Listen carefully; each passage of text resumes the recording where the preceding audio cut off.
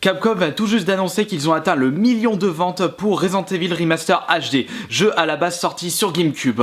Si avec ça, ils ne refont pas une version Remaster HD de Resident Evil 2, 3, voire 0, je sais pas ce qu'il leur faut de plus.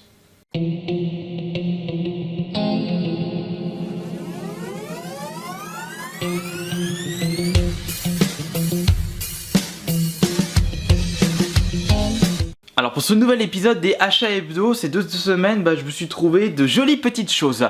Mais avant toute chose, vous allez être encore à me demander qu'est-ce qui m'est arrivé à ma main. Eh bien c'est un accident de travail, je voulais porter un énorme collier avec un collègue et mon poignet a craqué, donc entorse du poignet.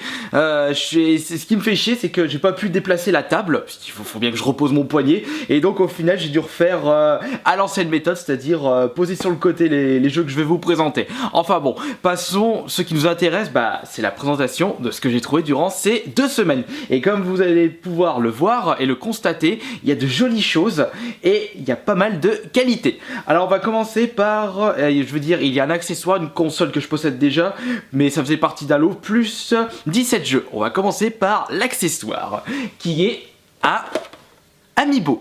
Alors c'est vrai qu'il y a eu la nouvelle série qui est sortie hier ou voire il y a 2 jours selon les magasins, et il y avait eu Ness, Lucina, Robin, il y a eu aussi Dracofeu, Pac-Man, et moi j'ai pris le dernier.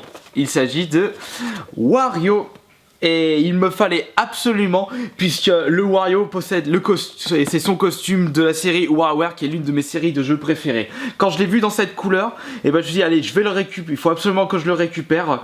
Mais après, s'il était dans l'autre couleur, j'aurais quand même récupéré, mais j'aurais été un petit peu plus déçu, parce que moi, Wario, c'est WarioWare. Ouais, quoique il y a aussi Wario Land 1 qui est franchement bien badass. Je suis très content d'avoir trouvé cet amiibo là. Et puis j'ai même trouvé le petit amiibo Dracofeu pour Rumi. Donc tant mieux. Alors ça c'est pour l'accessoire. Ensuite j'ai trouvé à Easy Cash un joli petit lot de jeux Game Boy à 2€ pièce. Il y a des titres très intéressants, j'ai été même étonné de les voir seulement à 2€, alors que j'ai vu des Mario ou des Donkey Kong à 10€ dans le même magasin juste à côté. Alors le premier, c'est un jeu que j'avais beaucoup joué à l'époque, d'ailleurs il faudrait que je me le refasse, c'est Speedy Gonzales pour la version Game Boy Color, donc la cartouche est noire. Ils ont également sorti version Game Boy. Ensuite nous avons le deuxième jeu, par contre ça j'arrive pas à lire puisqu'il y a l'étiquette de saloperie. Je sais pas ce que c'est que ce jeu, je l'ai vu, 2€, allez je vais dire allez on va tester. Ce qui m'a attiré une nouvelle fois, c'est les développeurs. Infogrames, qualité. Enfin ça dépend du jeu bien sûr. Là on a un jeu de Sunsoft, de Looney Tunes, il s'agit de Daffy Duck. Les Looney Tunes, pour moi, si j'aime bien. J'ai toujours aimé les dessins de Looney Tunes. Je rigolais tout le temps comme un débile quand je regardais ça étant gosse. Mais après, en termes de jeu, celui qui m'a le plus marqué, je pense que c'est Tiny Toons sur Super Nintendo. Ouais, c'est celui-ci qui m'a le plus marqué. Ensuite, les deux autres jeux, c'est déjà plus intéressant. Enfin, plus intéressant, ça dépend des gens. Mais moi, je suis quand même content d'avoir trouvé Speedy Gonzales. Mais c'est le dernier où je suis vraiment très content de l'avoir trouvé. Alors, l'avant-dernier jeu à 2€, il s'agit de Prince of Persia sur la Game Boy. Cartouche violette, enfin, je veux dire étiquette violette. Celui-là, je l'ai jamais testé, la version Game Boy. Je sais que j'avais testé vite fait la version Super Nintendo. Ils avaient fait une remasterisation HD, entre guillemets, pour la 360, qui en plus était largement plus facile que l'édition originale de la Super Nintendo pour Prince of Persia. C'est plutôt Joanne qui est fan de Prince of Persia par rapport à moi. Mais c'est vrai que si je regarde des Prince of Persia sur les consoles plus récentes, j'en ai touché à aucun. Ouh, j'ai un petit message, je lirai après. Mais le dernier jeu à 2€, je suis très content de l'avoir trouvé. Il s'agit de Probotector. Très gros fan de la version Super Nintendo. La version NES, j'ai moins été marqué, mais franchement, un Probotector à 2€ sur Game Boy dans un cache, j'ai mieux fait de le trouver vite fait, bien fait. Et du coup, je suis franchement super content de l'avoir trouvé. J'ai pu commencer à le tâter, mais ça, je vous le dirai après. Ensuite, nous allons passer aux jeux Super Nintendo. Bah ça je les avais trouvés au vide-grenier du dimanche dernier pour ceux qui ont vu le compte rendu vide-grenier live. Nous avons le jeu The Rocketeer et d'après Styx Co, c'est une bouse, je vais déchanter quand je vais commencer à y jouer. Ouais bah ça je verrai. Après là on a King of the Monster. Cette forme là des cartouches sont des versions américaines. Mais comme j'ai la Ray 35 et bah elle passe nickel. J'ai pas besoin de passer par un adaptateur. Même si j'ai une Super Nintendo standard, j'ai un adaptateur, je suis équipé. Et là c'est Claymata. Et franchement ça m'a pas l'air d'être un super jeu. Je rejoins l'avis de Styx. Maintenant le prochain lot c'est quand même un super lot. Vous allez comprendre. Alors j'ai acheté, enfin j'ai plutôt échangé à un collègue de boulot son lot de jeux Game Boy contre une trentaine de Skylanders. Après vous allez me dire mais qu'est-ce qu'on commence fait-il que j'achète des Skylanders en vide-grenier? Bah quand je les vois pas cher je les achète puisque c'est un peu des cadeaux que j'offre à des neveux, à des enfants de copains. Eux ils sont à fond dans les Skylanders donc forcément c'est super pour faire des cadeaux et pour faire des échanges. Donc il m'en restait une trentaine donc je vais passer tout le sac en échange de ce que je vais vous montrer maintenant. Le premier bon bah ça c'est pas le plus intéressant. F1 Race que je possède déjà mais comme c'était un lot je vais pas prendre séparé. Là, ensuite il y avait la Game Boy frigo avec le cache-pile. Par contre c'est elle est vraiment pas jaunie, elle est nickel chrome, je crois que je vais garder celle-ci. Ensuite les deux autres jeux. Alors regardez, voici l'indice. Hop. Boîte rouge, ouais, les jeux sont complets. Le premier, il s'agit de Super Mario Land. Dommage, il y a la déchirure ici, mais je m'en fous, puisque comme... il y a aussi une déchirure là. De toute façon, je le mettrai sur le côté. Je vais essayer de trouver... il faudrait que j'achète des boîtes de protection plastique solide, comme j'ai fait pour la N64, parce que j'en ai pas eu assez pour la Game Boy. Super Mario Land, très bon jeu mais ultra court. Ah bah tiens, je devrais vous en faire un gameplay gameplay complet de ce jeu avec Mario 35. Je vous le proposerai en Kirby Play. Ça c'est un moment en plus, mais j'avais l'intention de vous faire le Probotector avant. Comme je disais, je vais vous le dire après. Et le deuxième jeu, alors là, vous allez être franchement étonné du titre. Même moi je ne savais même pas qu'il existait dans cette version. Vous savez c'est lequel? C'est Zelda Link Awakening en boîte rouge. En réalité c'est la série classique, on va dire la série Platinum pour les jeux Game Boy, et il y a eu également, ils ont fait pour les versions Super Nintendo. Bah d'ailleurs je l'ai aussi en boîte rouge, le Zelda sur le Pass. J'arrive pas à le choper, j'ai mal rangé. Bon c'est pas grave. Et donc là je suis vraiment super content d'avoir trouvé ce Zelda Link Awakening qui n'est pas le meilleur, c'est le Oracle of Season, mais j'aimerais bien je vais le refaire aussi celui-ci dès que j'aurai fini 36 000 jeux que je suis en train de faire. C'est ça le problème. Game Boy plus le jeu Game Boy Loose plus les deux jeux en boîte contre une trentaine de Skylanders. Franchement je suis très content. Alors on continue avec des petits jeux en vrac. Bah ça vient du vide-grenier il y a 2 semaines. GTA Liberty, c'est quoi? Épisode from Liberty City à 1€, trouvé dans la bac de jeux vidéo standard. Là nous avons acheté à 2€ Risk sur PS1. Énorme celui-ci. Celui-là je vais vous le montrer à la fin. Là nous avons Escape from Monkey Island, également acheté à 1€. Là nous avons, c'est déjà, là franchement je suis content de l'avoir retrouvé celui-ci.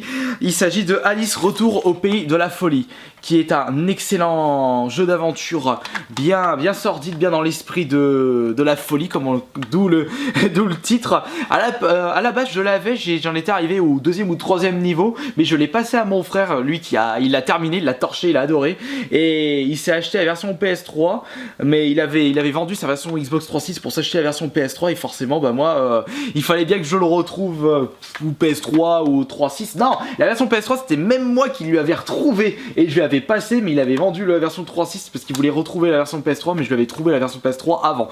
Oula, je me suis embrouillé. Je l'ai acheté seulement 10€ à cash.